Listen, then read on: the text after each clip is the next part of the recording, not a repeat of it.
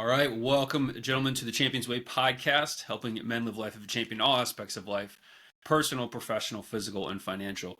It is my humble honor to have the great Joshua Harris with me. Josh, how you doing? I'm doing good, man. How about you? Doing well, man. Doing well. Can't complain. Josh is a multi-million dollar business owner. He's run his own business for 15 years now. Is that right? I think I started my first business when I was 12, but Oh wow, yeah, but I mean, I've been full-time as an entrepreneur for better part of a decade. Yeah. cool. Excited to chat here. So when we talk about in Champions Way the personal aspect of things and especially the professional, Josh will have some to shed some light on some stuff and anything else that, we can elaborate on. But first, I'll give you the floor, man. Give us a little like high level introduction of who you are and what makes you great. Great. Well, we'll start with that. So, the joke I always say is like, hey, I was born at a young age, got started early. I was a homeschool kid. I was one of six kids. So from the start of my life, I was kind of raised a little unconventional in that aspect. Hmm. And that definitely was a big part of like I think who I was and how I started out was just always being a little bit more curious, not being the traditional school system. You're kind of required to go out there and, for lack of a better word, just kind of like find your own stuff, right? So it wasn't like someone was teaching me. They were like, hey, here's the books. You're kind of like learning to Hmm. do that. So I think that combined with just like a natural curiosity, a natural drive, that kind of set me up to just really be very focused on, a couple of things. I mean, when I was younger, I was like, how am I going to make my money? And like, who am I going to marry? Like that was just like, it was like your two focuses, right? It's like the two basic needs. And Yeah. so I think that was how my mind was operating, was around those two things. And so I think the first phase of entrepreneurship, like when you get your first hit, it's that moment where you do something and it's performance based. And so I remember, our parents didn't give us an allowance. They were like, no, you guys got to go out and you get Christmas presents and, birthday presents, but that was it. If you wanted anything else, you got to go out and get it. And, as a kid, you hate that. You're like, man, Yeah. screw you, dad. Like, what, not giving me anything you got extra, like $5 to you is nothing. But then like you realize, which today $5 isn't what it used to be, right? Yeah. But Right. but True. at that young age, it kind of teaches you to just be more empowered and not just be like, oh, just someone give me something. It's like, go get it. How can you go get that? And so my brother and I, we started a lawn mowing company, and we were very scrappy about it. Like we got like lawnmowers that people were throwing out. We were kind of trying to tinker around and fix them up. And then we would go door to door and we'd knock on the door and be like, hey, do you want neighborhood kids come out mow your lawn and everything? Hmm. And my mom was great.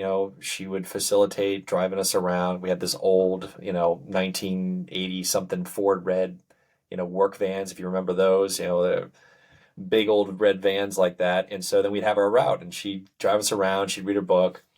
And in about 3.5, 4 hours, we'd mow like, 12 different places, 12 to 14. I think we charged like 20 bucks. But my split of that, because I was the minority owner, was like a third, and he'd get two-thirds because he covered the equipment costs and everything, right? And You guys have an operating agreement drawn up then?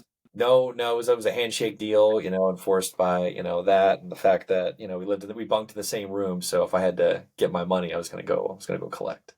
But That's I funny. was getting like $64 in cash a week, for 3.5 hours. And it was like, all right, we were like, how do we do that faster? How do we, you know, be more efficient with how we would unload, how we would load up, just because it was like, hey, the Hmm. faster we mow it, the more money we would make. And so I think that was like the first hit. And, then I think the next phase is like you start to get into, entrepreneurship and you think it's about ideas, right? And you hear that a lot. Oh, I got this great business idea, right? Let me tell you about this idea. My favorite. Hey, don't steal this business idea. And I'm just like, dude, like there's, and I get it, right? Because I was that guy. And I think a lot of people when they start in business, they are that guy. They think it's about ideas. And I don't remember who said this quote. Somebody, some great business guy said, there's no such thing as like, million or billion-dollar ideas. There's only like billion-dollar execution. Mm. And I think that that's where you really realize is like, yes, it is. It doesn't matter what ideas you have because ideas aren't enough. You could talk to anyone, the Starbucks employee, nothing wrong with that guy, but it's like, he's got a business idea. Everybody has business ideas. And business is not about ideas. It's about a bunch of boring, you know, just consistent work in a direction over a long period of time, well past the point that you are bored, right? Like you Mhm. have to accept the boredom of it and find Yeah. ways to be interested in what you're doing. So I think that's I think the trajectory that took me into business at a young age. And then, I think like we're all a product of our environment, where we're raised. And so, being in a very conservative family, I have a great adult relationship with my parents now, but, I don't mind saying it publicly. I didn't agree with all the ways that I was parented as a kid. It was very restrictive. And so, the downside of being really restrictive as a parent is like you can create that pendulum swing in your kids where they want to become very rebellious. They just want to break out of that. They want their own freedom. You Right. can't stop your kids from making every mistake. You have to find ways to help them facilitate adopting not, hey, think this because I say this is what you need to think, but hey, here's why we think this way, or here's why I Right. have these conclusions. And so I think at a young age, I wanted to go out and spread my wings. And so I got married when I was like 21 Mm. and she was 19. I met her at the church I grew up in. And so it was very, the world I was in was very much like, hey, get married young and Yep. get married quick. I mean, we didn't date for very long. It was probably like, I mean, I knew her, in our community, but we probably only Right. seriously dated for maybe 5, 6 months. Then we got engaged and got married shortly after that. So Mm. 21 years old, I didn't have a college degree. She got a job working with her parents at the time, and I was trying to make stuff happen. So Hmm. that's kind of a little bit of the up to when I got married kind of context there, at least. And then I had read an article that you were essentially like penny to penny when you started running your own businesses. Yeah, I mean it was tight. I mean, I don't think she was maybe making 25 grand a year, and I was making maybe 1,000 or something a month with a couple of my side things. So like as a married couple, I mean our rent in our first place was probably like 700 and something dollars, a Mm. month, maybe 750. It wasn't too much, but it was definitely tight. I mean, growing up, when you didn't have a lot of money like that, I mean, we shopped at Aldi. I went for clothes. We went to Goodwill. Hmm. We didn't really have a nice car. We didn't really go on vacations. If we ate out, it was like Chipotle. Um, and that was back when Chipotle was. I mean, today Chipotle is expensive, but I mean back then, I mean, you You get used to like a get a lot whole. for your buck with them too. And I mean, what I would get at Chipotle, no, if they saw me walk in, they were like, "Oh God, not this guy!" Right? Like we take two tortillas. I'd be like, "All right, I'm going to double wrap this." I'd be like, "I'll spread them apart." So it's like this really long burrito, a ton of rice, a ton of beans, and then you just say, "Hey, I want I want steak," and then you want the other thing, but then like you'd say it in such a way that they'd kind of give you double meat, Right. but you're asking for like half and half. Like it was, I was working the system, right? Yeah. I think They'd roll this thing up. They'd have to use like the quesadilla tin foil because the burrito foil is like too small, and it's great. that was like I ate that thing. So it was a lot of that. You find a way to make it work, and you know then we ended up having kids when I was very young. 6 months into being married, we have our first kid on the way.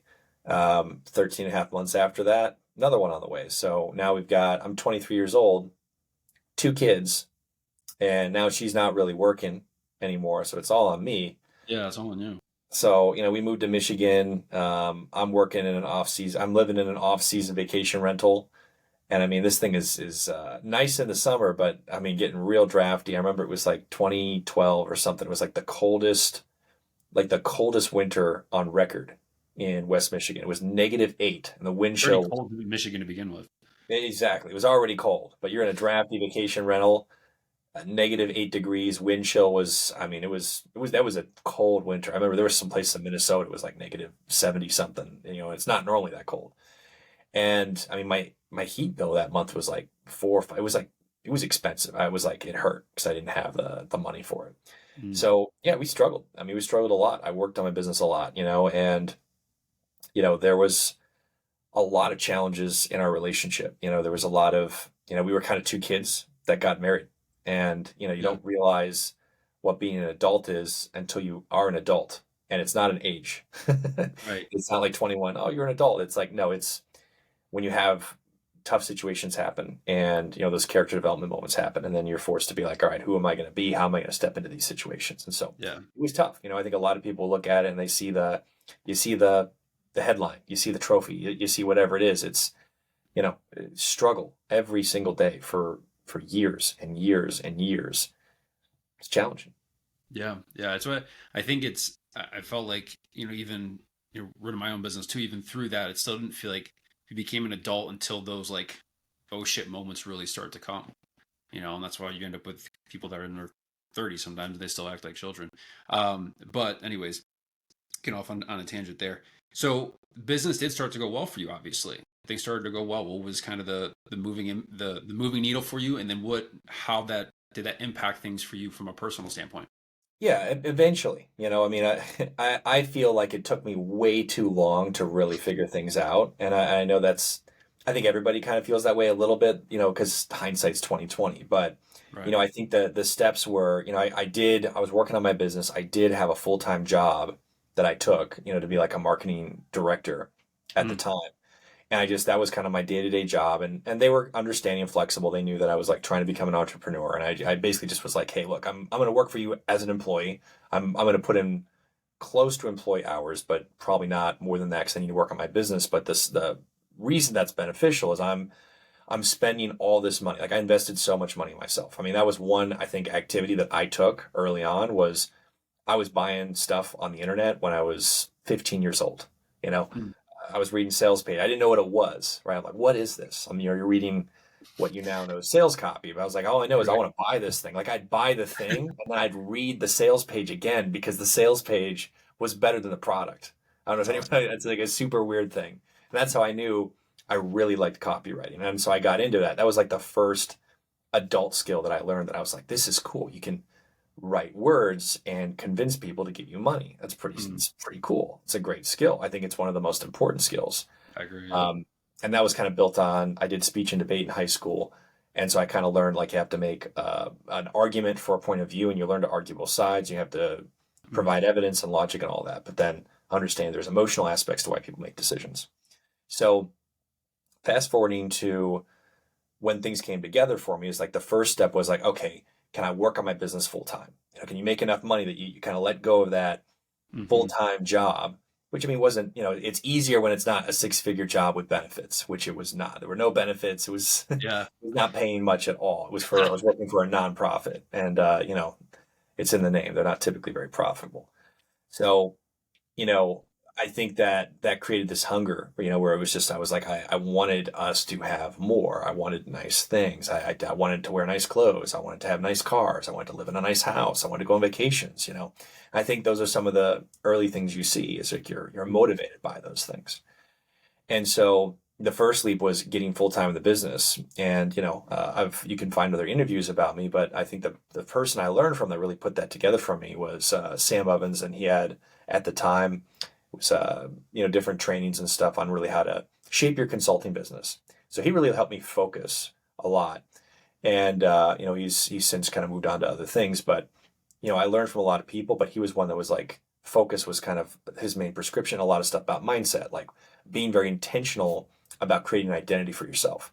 mm, The way I would describe it, which I don't think I hear a lot of people talk about this, is kind of like method acting yourself to wherever you're trying to go. And so if you say, hey, I am currently the summary, like I'm currently living out the equivalent of who I am being, well, if I want different things, I have to almost be a different person. I have to become a totally different person. And so if right. you look at actors and stuff, and they're like they kind of method act, the method actors, the really extreme ones where they get into their role, they're kind of becoming a different person. And when you realize identity is fluid and it is intentional, you can design that. That's a very powerful tool Yeah. because you can really kind of say, well, who do I really want to be? What do I want to do? Who do I want to be?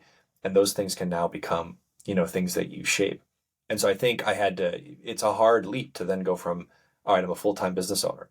And then from there, I was full-time in the business and was like, okay, now you have to, at certain points, bring in people to help. You can't do it all. So I had contractors. And so I got my business. I was still living in Michigan at the time, and I got my business up to about $40,000 a month. And around that time, and I was not working much on it at all. I was working like 3 4 hours a day. I was playing golf, so I kind of got to this really cool place. But the one thing that I noticed was just my relationship with my wife at the time was just not in a healthy place. Mm, And I think we had as you get older, you really start to realize like there's some really important things in a relationship. that really do matter, like a lot. That, you can't overcome it by just reading a book. And that's like the thing is like I was always and have always been a very solutions oriented person. Like, how Hmm. can we figure this out? Like it's through like sheer willpower. Like we can power our way through this. And then accepting that there are some things you can't change like that. You cannot change the nature of certain things. That's a tough realization, but it's also freeing when you realize it, where you're like, all right, there's currents, there's grains. You can start to see those things. But it's tough when it's like you're enrolled in this relationship, and we all live with this, where we're effectively living with the echo of choices that a different person made. Like, I am not who I am today is not who I was then. That Right. person made choices. And now today I'm living with the reaction of those choices. And that's kind of a bit of a thing where you then go, okay, well, what do I need to do today for the future version of me to say, hey, thank you, today's Josh, for doing that, right? Like, thank you for not eating that food, or thank you for exercising, and thank you for taking care of your relationships and all that. So I think those were some of the things that changed. And so as I was making more money, you always assume, okay, I'll just make more money, and then everything else you just solve it. Right. But the challenges in our relationship just kind of became more and more apparent over the years. And I think fundamentally, it's tough when you're married to somebody and you're like, hey, I want this to work, right? I have kids with this person, right? I never wanted to be that guy that was like, hey, I have a 10 and 11-year-old daughter. I never wanted them to be like, oh, my dad gave up on, parenting us in a household. Like, I didn't want that to be the case, right? Because I was like, hey, these are just kids. They didn't choose to be here, Right. right? So I think that was one of the main reasons in my mind that I was like, I'm just going to double down and really really make this work, right? Tough it out. And you're like, well, this must just be how it is for everybody, and they just pretend it's not, right? And that's like another thing where you're like, oh, everyone says, oh, I'm happy. And you're like, well, maybe they're not really happy. They Right. want to be happy. They're saying they're happy because they're trying to make that a reality, but like they're also like not happy, like I am unhappy in my relationship. And so I think what became apparent over time in that relationship was, and again, today I have a great, mutually respectful, cooperative, co-parenting relationship with my ex-wife. Like, we're very cordial. And of course, when we get to some of the stuff that happened, it wasn't an easy split, and it was not. It was very, very combative. And I think Hmm. that unfortunately, that's just the nature of how those relationships, when they break down, that's human nature. Yeah. A lot But of emotions. it just became very clear over time. It's like, hey, this person has totally different interests than me, right? And so I think one thing that makes it tough is like when the way you want to spend your downtime is so different, right? That creates this one convergence. And when you're 21 and 19, you're a little more like, yeah, I'm here to experience these things. So you Right. experience things and you go along with things that, like, maybe you're enjoying the newness of it, but it's not like the Chipotle meal that you can have like every time, where it's Right. like you've had it for 10 years. You're like, it's just so good. Right. Everybody has those types of things. And unfortunately, when that wears off, you're like, okay, I'm with somebody. And again, and it's mutual, right? It's not just me. It's like for her too. We are Mhm. both now in a situation where this is a person that you have to have a lot of proximity with. But fundamentally, the the things that you both want to do are different things.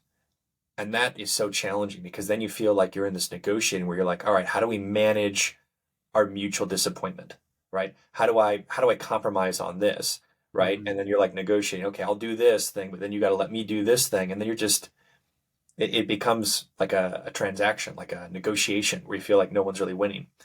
And so it just kind of felt like, that was a piece of it. Um, very different interests, very different ways we want to do downtime.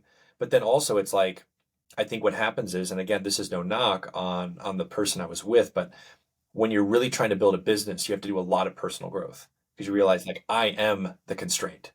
I am the barrier, right? Like, if I can do more and I can be more, we can grow more. And it's not necessarily about you doing more per se in your business at certain points, but if you want to be in a leadership position, because that's ultimately, if you want to build any business that has enterprise value, there are other people in that business.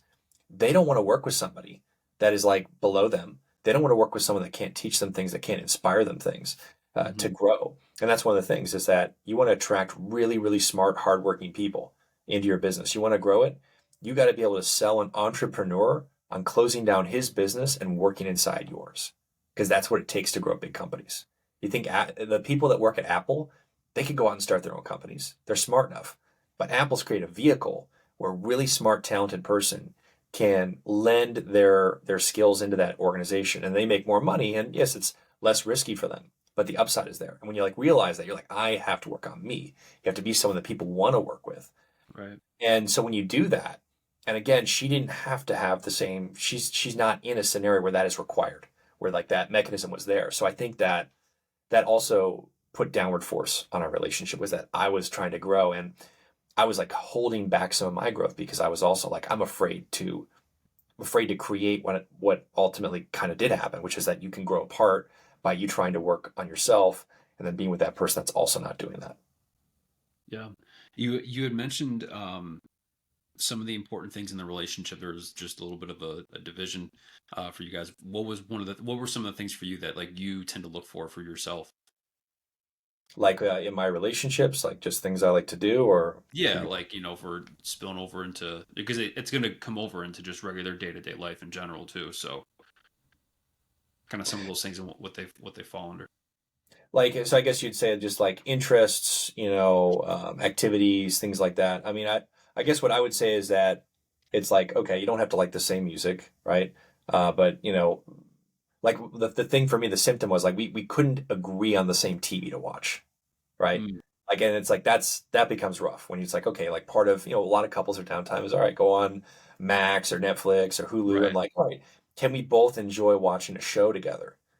And when that happens, well, it's like, well, then now there becomes this division where now you start to spend downtime separately, right? Where you're not watching the same stuff. Mm, And, that becomes tough. And then it's like, oh, well, one person likes to go to the beach and be very outdoorsy. I'm like, dude, you will not see me at the beach. Okay. Like, I mean, I've got this like Florida man's working tan. Look at how white this is in here, right? Like, I might be able to beat you on the whiteness. So you might be able to. I'm pretty white, but walking around, I like taking walks, on a daily basis there, but like I do not want to go to the beach.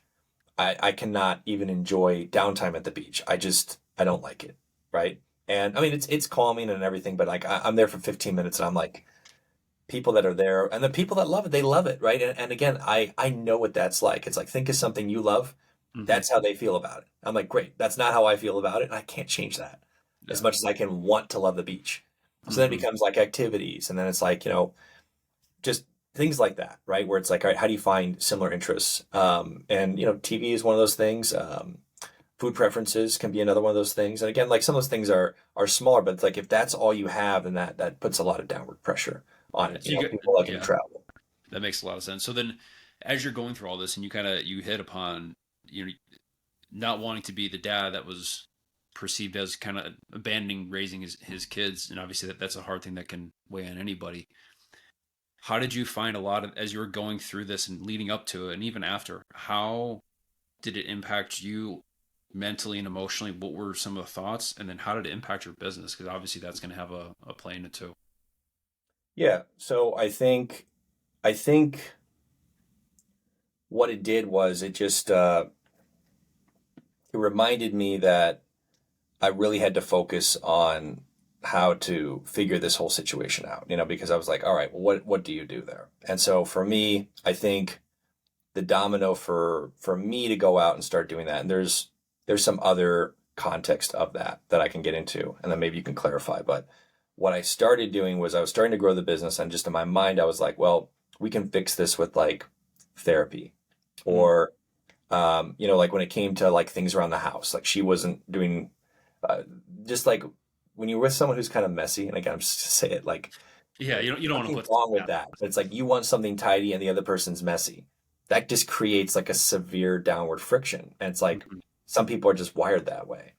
And so I was like, okay, I'll solve my relationship problems with money. We'll get her a therapist. We'll get maids. We'll get a chef. Like whatever we need to do, like, and Mm, like a little thing like this. And again, like, I don't mean this, I hope this doesn't come, like someone might listen to this and go, they're taking this one little clip out of context, but it's like if you're working all day and you're really really grinding it out and you come back and it's like on top of all of that you got to make dinner as the provider, and or it's like, oh, you got to order takeout but then that costs more money. It's like it just, and again, I was with a person who was going through a lot mentally and emotionally. And I accept that and I understand that. But Right. when you're trying to build stuff, those things can create challenges in your relationship. So for me, I was like, I'm going to solve all these problems with money, right? Money will solve. Solution focused. Yeah. Like you Solution were. focused, exactly. Like, and so that's what I did. I went out and started making money, and there were some family challenges as well. Um, and so we had always lived near my family, and we lived near her family. And the thing about it is like, hey, all for family, love family. I love my family. But sometimes you have to, create those adult boundaries that Right. work. One of my working theories of most relationships are there is an optimal level of exposure in every relationship, right? Hmm. Where it's like, okay, like if you and I, and again, like I'm just using as an example, Yeah, you're good. if we were roommates, that's probably not a good fit, right? Hmm. Like that might be, and again, I could be wrong. Maybe we're like best buds, right? But like if you look at a ladder, there are some people you could live with, and then Hmm. even inside that, there's like always being in your space, like they're always by you, and that doesn't bother you. All the way down to you meet a person, you're like, I never want to see that person again, right? That was like the most unpleasant interaction. And then you have like acquaintances, someone like you can see like maybe once every 3 months or whatever. And like you kind of like, oh, hey, what's up? You pick up where you left off, but it's like there's a very narrow talk track. Everybody knows that. The guy you like see at the bar, you're like, how's it going?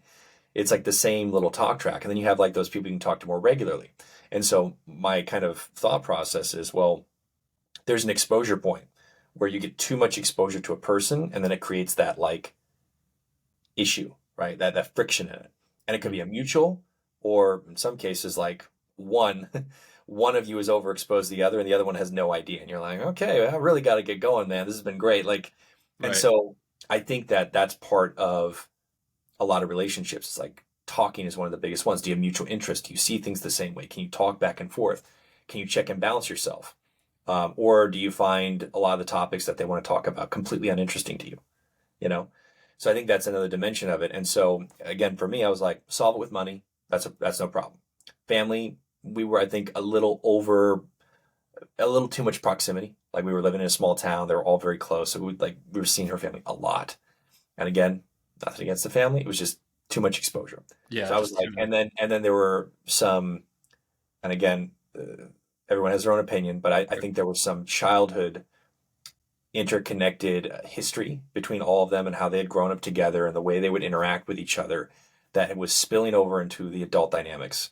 It just was creating a lot of challenges for me where I was like, okay, this person is putting themselves in a situation where they become frustrated.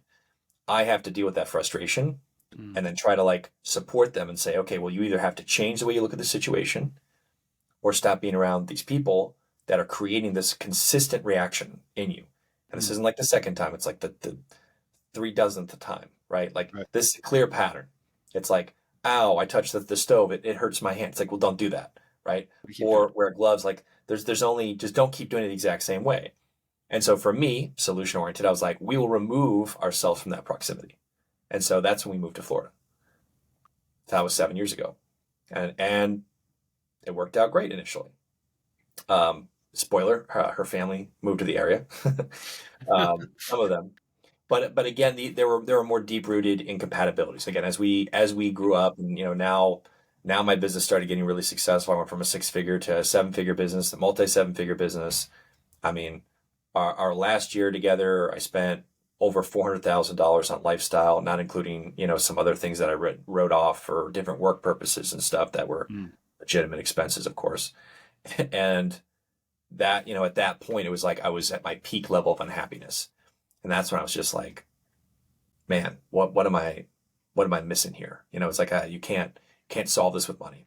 So I got a therapist. I went to therapy for the first time, and I told the therapist I think therapy is a scam. I think it's like designed to just like get you to Just keep keep giving people them in. money. And I was just like, hey, I'm going to be honest with you. Yeah, that's the way Like you gotta do it. it was almost like The Sopranos or Analyze This or whatever. I just like walked in. I was just like, look, I think it's bullshit. I don't think it's real. I think that you just. I said I don't believe that your business model is aligned with an outcome that I'm looking for because you get paid hourly. You don't get paid to fix anything. And again, that was I was just like open about that. Right. And she just accepted. She's like, all right, I'm here for it. I'll listen Was to it it. yeah, not to cut you off. Was it your idea to go for yourself, or was that like a conversation that you and your ex-wife had at the time? She was certainly she had been a therapist for 2.5 years, and so she had then said to me, like, oh, you should go. And again, I was like, I don't want to get therapy. Like, I don't need therapy. Like, I'm good. Like pay someone. It's expensive, and I'm paying someone to be my friend. Like, what? I don't need that. And again, for the most part, like I'm decent at regulating to the best of my abilities, my own emotions, and working through stuff. But then Right. being in that scenario, went to therapy, and it was like I came in, I said, hey, I'm unhappy, deeply unhappy, and I'm frustrated, and the solution can be anything but me not being married to my wife. Right? Like I was like, the solution must be something other than that. I was like, we can touch anything, but we can't touch that. And it was like interesting because 9 months into that, like trying to solve every other, it was like this is the fundamental thing. I'm unhappy because I'm with a person that I felt fundamentally like I could see it. I was like, we are growing like this, and Mm-hmm. this is going to become a bigger and bigger issue. And there were three big dominoes in my mind. It was like the family and legacy religious residue of a divorce. Nobody gets married expecting to get Yeah. divorced. Duh, right? Yeah. 101. And the other piece was like the kids. I didn't want to mess them up. I didn't want to be like, hey, you know what, dad was selfish and now I'm unhappy, right? Mm-hmm. Um, and then the third piece was like financially. I was like, I knew that this was not going to be cheap. We're going to have to separate our assets at the time. And then I'm going to be on the hook for, alimony and child support. She wasn't working at all. And I was right. So, but that was where, and again, I say this just because this was the mindset I had at the time. And Right. I have respect for, my ex-partner. But at the time, my mindset was the best version of this that I can imagine is not better than the worst version that I could imagine of not being there. Meaning like I was like even if the worst case scenario in my mind of going through the whole journey of okay, the financial, the relationship and all of that. And nothing can prepare you for like how difficult a divorce is. Like there are people that have been divorced and people that haven't. And it's like being like a war veteran. I mean, not exactly, but it's like there are people that have done that and people that haven't. And if you haven't been through that, it is impossible to fully describe the mental pain and anguish. It's like being cooked in an oven for an extended period of time. It sucks. Yeah. Um, and that's why like when you get there, it's not something that anyone would have wanted. But that was where I was like in my mind, I was like, all right, I can see where this is going to go, and here's the best version of this that I can imagine. I think that there could be something on the other side, even on the lowest level conservative side of what I could predict, that will eventually I will be happier than I am now, and could be with things going the way they are. So as you went through everything, how did that, because the process that you reference is just it's horrible and very painful. What did you do to help yourself through it? And again, how did that impact the business? Did the business slow down? Did you find yourself with less patience with the leadership roles? How that all You unfold? know, I would say it affected me in a number of different ways, right? So one thing was, I lost a lot of focus on the business. I was at that time, I was very focused before that on my health and my business. I Hmm. was in great shape and my business was growing. I mean, we did now the month after I separated, I mean, we had like our biggest month ever. Like we were like I was in it to win it and we were like going strong. But I think for me, being a very sheltered Christian homeschooled kid, there was a huge part of life. I mean, I moved out of my parents' house at 21. Like I just turned 21 when I got married. Like I was living at home. I was doing some college, some distance learning. I dropped Hmm. out because I was like, I'm not learning anything here. So I lived a very sheltered life. Like I always like tell people, like if someone was like, hey, if someone came to me and had a gun at my head and said, get me like a blunt, go get me some weed or otherwise I'm going to kill you. I would have been probably dead because I didn't know anybody that even that's literally like I didn't know anybody that knew anybody, which is crazy to like a lot of people, right? But Right. that was literally how sheltered I was. I would say I wasn't the most sheltered. I would have said maybe a little bit below average on exposure as a homeschooler. And again, that was a different world. Today, homeschooling is very different. I mean, it's Right. COVID kind of kicked it into really high gear. So I think it could be as many as like 10% of kids are homeschooled. So it's a very normal thing now. But back then, I mean, it's like people were like, you're homeschooled? Like it was like a Yeah, I hunchback remember or something. when I went to college, my buddies, actually, who I'm really good friends with now, but him and his six brothers were all homeschooled, and that was starting in 2008. Even then, we were all like, "Oh wow, you were homeschooled." Like most people ever knew like maybe one person growing up that was ever homeschooled. So yeah, it was Yeah. definitely a much Yeah, good. it's weird. And I was one of six kids, so it's like, and that's the thing. These big families, right? My ex-wife was one of five. That's like a small family, but there were like people with like 12 kids, that went to and again, we went to like an all homeschool church, right? So it's Oh like, wow, so just like you can see, like this is a very, very limited exposure to anything outside of what information was being fed into that community, which was right. a very specific, strict diet, as you can imagine.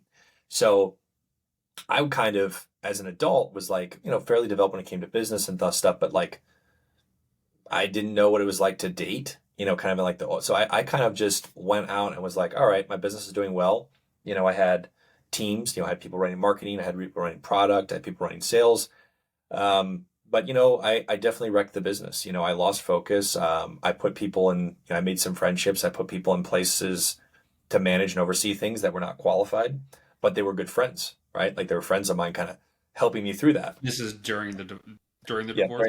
during the first summer, because it happened in like March, spring, and so I lost focus on that business, and I also was not in love with the business. The business was one of the things that was making me unhappy. I was doing a lot of, I was consulting with a lot of marketing agencies. Half of those people were completely brand new to business. I didn't like I didn't like working with people that were new to business where really truly they had so many mindset and emotional issues. The things that again, I people would have said, "Hey, that's a strong suit in what I taught people," but I didn't feel comfortable. I felt that long term that was not going to be a great place to be. And if you look at the way that market is now, I wouldn't tell anybody to be in the business opportunity space. It is a space that is filled with a lot of unscrupulous characters. I did not want to be associated with that space. But that, along with the distraction, I could have made a better transition, and so the Hmm. business suffered greatly. And then, a year later was when COVID happened. So, kind of the first year, then COVID was kind of like it could have been a place where I really made the right moves, but I did not make a lot of the right moves. So, I kind of a lot of the infrastructure I had, kind of fell off, and that's just being honest and vulnerable about it. Is like that was the mistake. Is I lost focus, but I also didn't like the business model I was in, because it was very new sale oriented, like get new sales. And it's hard anytime you're in the business of teaching people how to do stuff, it's very difficult because every customer you are getting is potentially a competitor, right? Because you're teaching them how to do what you do.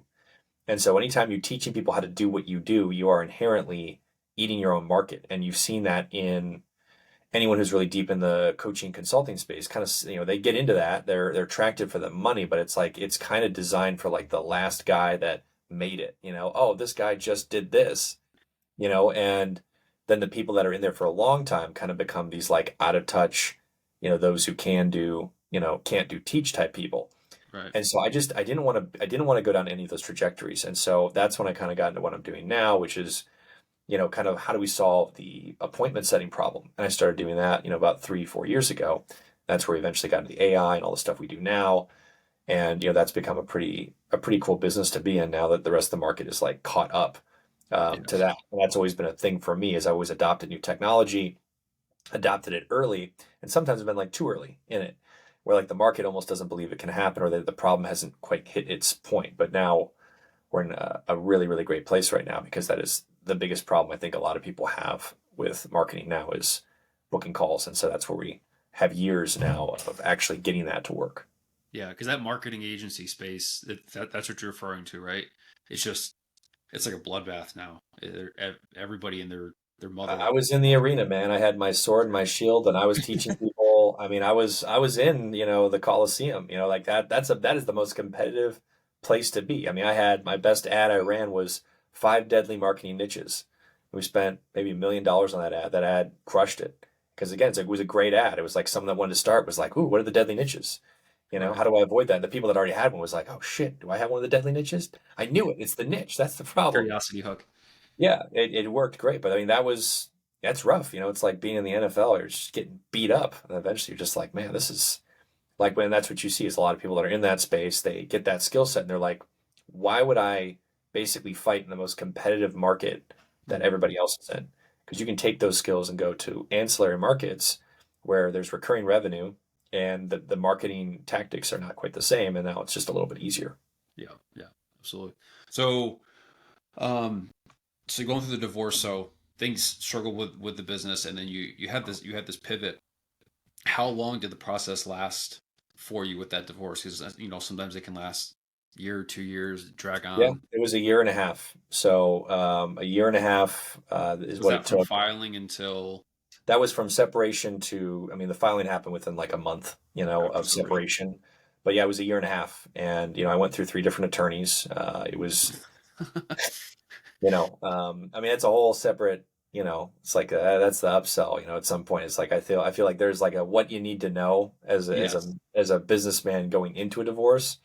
If I knew then what I knew now, things would have gone down very differently. I think our total legal bills were in six figures between the two of us.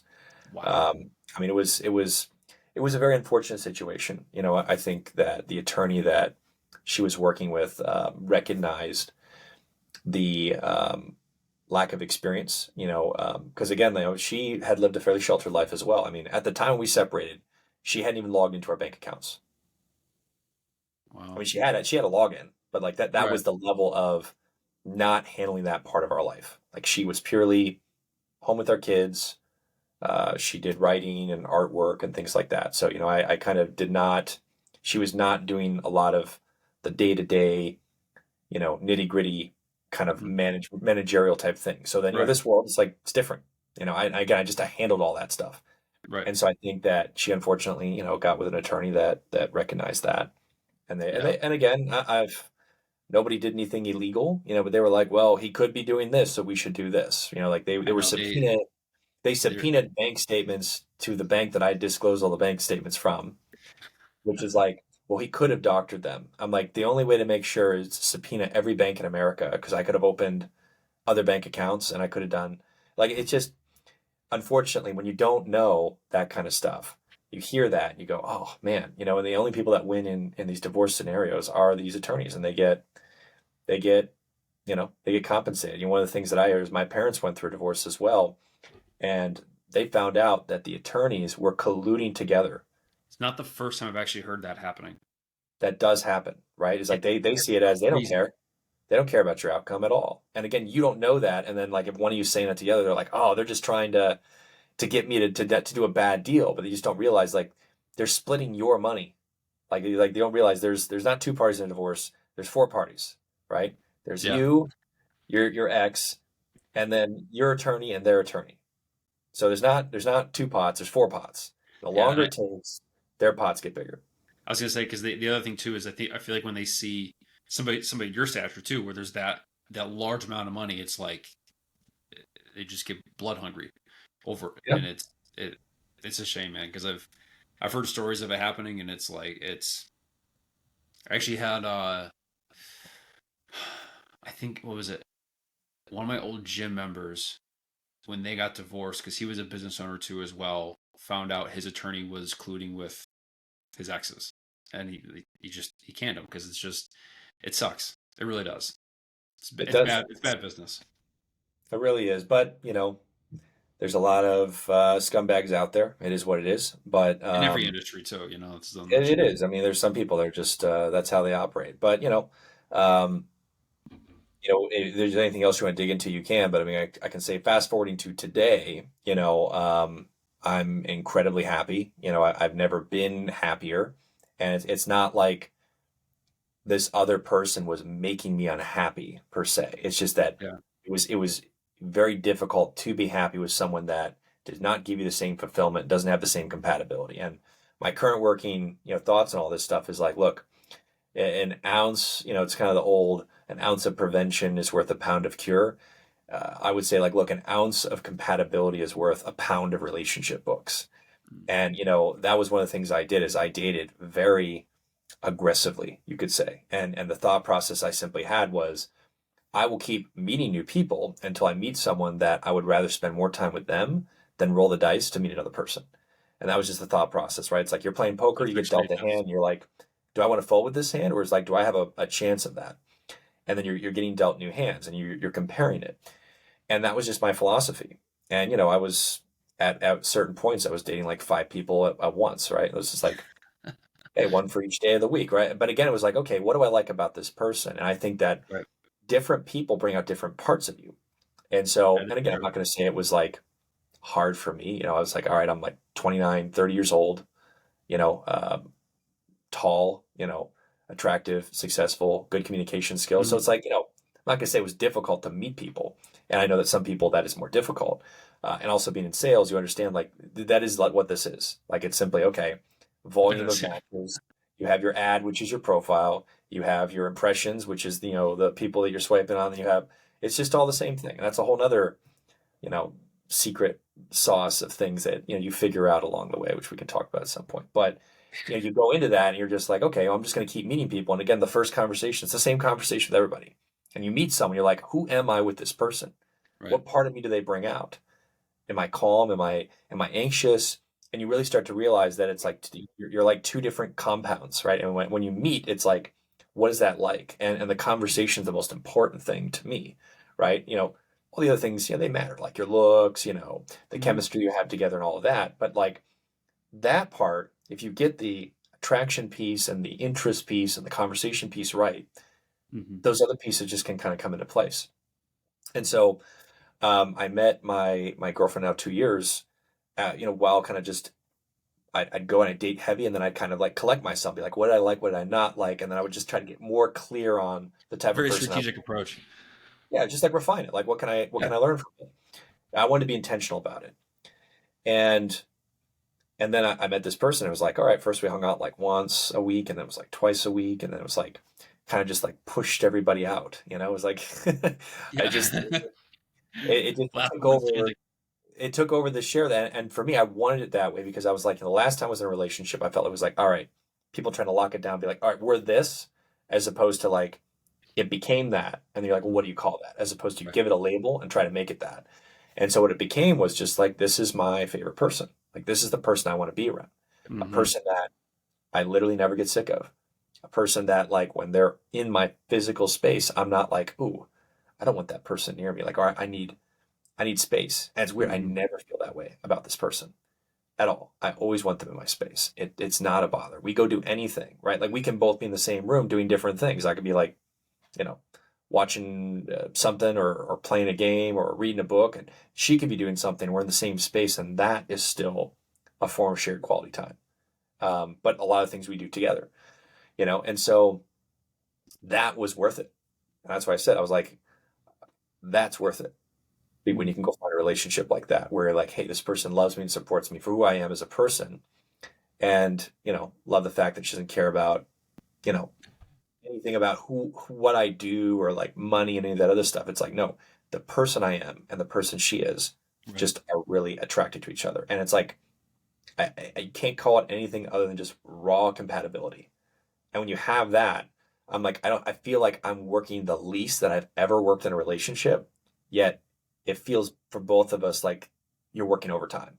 And there were times where I felt like I was working so hard in my marriage, right? Like I was like so hard, trying so hard. And it felt like you just could never, it would Right. be good for some days, but then be like your best was not enough to overcome that. Whereas here, I'm like, my worst day is still better than those days. Like even the way we both handle stress and the way it's communicated to the other person, it's not taken personally. It Mhm. doesn't create like a seesaw and like emotional instability where then one of Right. you is upset. So, those things I can say is that, that and then just like what I do now and, the business I have now, even the people that I work with now, the people that work for me now, the clients we have now, it's like, for lack of a better word, I feel like we remodeled my whole life, just like went through and Mhm. just methodically did that. And it's worth doing. It's scary, but, you know, couldn't be happier, right? Happiness. And the thing on the happiness thing is like, you realize, all right, rate your happiness on a scale of 1 to 10, right? Your circumstances will never create a 10 out of 10 happiness. That last, whatever that balance is Right. simply your own decision. Hey, I'm going to be happy. There's nothing Yeah. you can do about it, right? Yeah. You can't take external solutions and have them solved internally. It has to come from the inside out, just like that. Yep. Spot on. So, because there's a lot of obviously there's a lot of divorced dads out there. Um, you know, what what helped you get through a lot of that the up and down and that undulation that takes place during the whole process? Good question. So, I mean, there could be a lot of small things. I mean, none of those are coming to mind, but I'll say like the biggest one would be this. And this was said to me by a good friend of mine. And he said that you can't, like, the only thing you know is like not when it will be over or when it'll be done, but that it will be over at some point. Like, there will be a resolution and you can't force it to happen. You can't make it happen in your timeline. And that's so frustrating. I remember, I thought we were going to get it all done. It was like July. We were going to have an arbitration. We got there, and then the judge was like, "We can't even do this. You don't have this. You don't have this." And I just remember, like, I just went back to my condo at the time, and I just lied on the couch. I didn't move for like 4 hours. Like, I just felt like the life had been sucked out of me, What were you thinking about? and I'd never had that happen before. And what that did for me was it just made me go, "All right, I have to change the way I'm looking at this situation." And so I did. And I was like, it will be over. I can't make it happen on my timetable, but there will be a resolution to it. And so that's just where, I ended up being focused. Got it. And then obviously, so parenting kids split is obviously another thing. What's something for you that's helped you bring success to still have that relationship with your kids and still flourish in your own relationship and also with your business? I would say, we had a good relationship with how we shared the kids. We did a 50-50, and initially it was tough. But then we got into a rhythm, and we took the parenting thing together, and they were like, "Hey, listen, don't talk badly about your parent." And I think that was a really impactful thing for me to realize, like, they don't see that as the parent. They see you as talking bad about them because Mm, they are their parent, right? They are you and they're them. I think that was something that we both mutually kind of saw we shouldn't do. And from there, it was just be with them when I can be, and then work really hard when I didn't. So that's kind of how I made that work. cool. And then, I mean, I guess any last piece of advice for, because I think, how old are you? 34. 34. So we're actually pretty close. I'm 33. So, because I still, even when we were teenagers going through it, it was still kind of that old school. I don't want to say old school, but you're right. It was kind of like you wanted to put labels on things, and that's not so much the case anymore, which I think is good. For guys that are looking to get married nowadays, especially owning their own businesses, do you have any words of advice or words of wisdom having gone through everything? And it's kind of a loaded question, but Yeah. I mean, I would say this, for someone that hasn't been married who's thinking about getting married, it's like, again, the numbers speak for themselves on it. It is not a favorable, it is a one-sided agreement. I think that there's always a lot of pressure to do that. If you're going to have kids together, I think that's an important thing to do. But obviously, there's a lot of things to do before that. Prenuptial agreements are not enough. The better thing to do is to get all your stuff in a trust. That's really the only safe way to do it. mm, Um, and again, I'm not a lawyer, so I can't speak to that stuff more right, officially. But right. that's the one piece. And then, if you've already been married, it's like, well, you know what you're dealing with there. I think it's like everyone has their own personal choice when it comes to that. For me right now, I have not gotten married. I still don't know what my full thoughts on that are. From a society's look at it, from the government's involvement in it. I think it's like it is typically something that one of the genders is usually more in favor of than the other. I'll say you can figure out which one it is, but uh, it's again, it's like, you want what you want. It's just like anything, you go to the car dealership and you drive a car and you're like, I'm going to get this car. And you got that car, it's like, it's a long-term agreement, Hmm. and people change and circumstances change. And if you can find someone you can change together with, that's great. But also, the interesting thing is like when you have a really, really great partner, that doesn't need to happen. It's like why are, they're like, some people are like, oh, there's tax benefits to it. It's like, I mean, they're pretty marginal, if you're really successful. Hmm. So I think that might almost be something that maybe we'll revisit down the road, because right now I still don't have all the answers for that. Only that it's certainly not something to rush back into. Hmm. And for me, it would be like that I would have to want to have kids with that person, and that would be the plan. And then it would be like, all right, am I really good with this Yeah. time around? And then I think from there, that's where my thoughts are on it. Yeah. I think I heard, what was it? It's like maybe a year or two ago. I forget who it was that said it. But they said the most important financial decision you'll ever make in your entire life is who you marry. I would agree, and again, the thing for me is I look at everything I did, you know, not having, I think, a person that was fully compatible to support those goals. And so this time around, I feel like I've gone down through that. And so now in this next way around, having a really supportive partner, I mean, it is an ultimate advantage. It really is, because, and again, it's like when I say supportive, it doesn't mean that other people weren't supportive in their Right. ways, but just someone that's truly integrated and supportive in a way that really empowers you to be your best self, where it's easy for them. Their best support for you comes naturally, right? It doesn't require them to like bend over backwards and be who they aren't as a person for you to feel supported. And that's my big message to all this, is like I really do believe in like the whole concept of no fault compatibility. It's like some people are just not compatible. And you don't know what that's like until you meet someone that is really compatible. And you're like, wow. So if I ever say there's one thing for that whole world of relationships, it's like focus on compatibility. Because if you get that right, everything is easy. If you get that wrong, it's an uphill battle the whole way. It doesn't matter. You can put all these other lubricants in there to kind of make it easy, like have a nice house, go on these trips, spend lots of money. If the core is you guys couldn't be broke together and happy, that's that's what you got to work on. And the one I'm with now, she'd live with me under a bridge, and we'd still be happy together, because our companionship is what it is. It's not these luxurious activities. We enjoy those, don't get me wrong.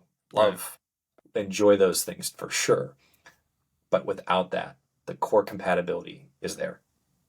Yeah, I was going to ask you what would be your definition. Obviously, we're not love experts, but what is your definition of compatibility? And I think you hit the nail on the head. If you can, you're willing to be dead broke with somebody, and it's not a problem. Yeah, like can you be stuck in an elevator for an hour and not just be like, can you just be in each other's space? Can you talk about things? Can you Yeah. always have, are they the first person you want to like tell a story to? Right? You're like, oh my God, you're never going to believe what happened. Right? And you're like, and they hear it and they want to hear, and then they tell you that, those types of things. And again, those types of relationships, they are rare. But I think that I really believe that everybody can find one. I am not, I may seem like a nice guy, and I think I am a nice guy, but most people couldn't live with me. Like they couldn't, right? And again, I think most people could say that about themselves. They've got very specific ways of doing stuff, Right. but we've Everybody gone has their own. down. We're both an equal amount of messy and clean. Like that's just like a small thing. It's like a couple socks and like a shirt here, but it's like it doesn't bother either of us, but neither of us knows to get past that. It's like that's a small thing, Right. right? But it's like the combination of all those things just compiling up and compounding to just be like, wow, all these little things just work. That's where I really say compatibility. That's the answer. Where do you? I guess last question too. Where do you feel it spilling over into your business? Um, I know. Yeah, I know you said you're here's a weird one. I'll leave you with this one, and then we can wrap up. Which is, it actually made me less ambitious. interesting. I actually Why do you didn't say that? realize until after I met the partner I'm with now how much unconsciously my desire to make more money was actually based in either trying to fix my last relationship or attract a relationship. And then I got it and I was like, huh, that's kind of weird. Funny how And that it works. was subtle. I couldn't figure out what it was. And I was like, I'm actually happier. Now, I'm not working. I mean, I'm out there swinging the axe every day. Right. But if it doesn't happen at the scale that I used to think it had to happen, no matter what, I'm okay with that because I'm happy. I like what I'm doing. Cool, man. I'm happy for you. You deserve it. Like I Thanks, man. said, when I came across you, I'd seen you for multiple years across Facebook and everything. So it was a joy to meet you, and I'm glad we were able to have this conversation. Anything else you want to add? No, that's it for now. There'll be more chapters down the road, but I'm chilling. I'm happy. Cool, man. Thanks again for joining us, and greatly appreciate it. Sounds good. Thanks again for having me, Sam.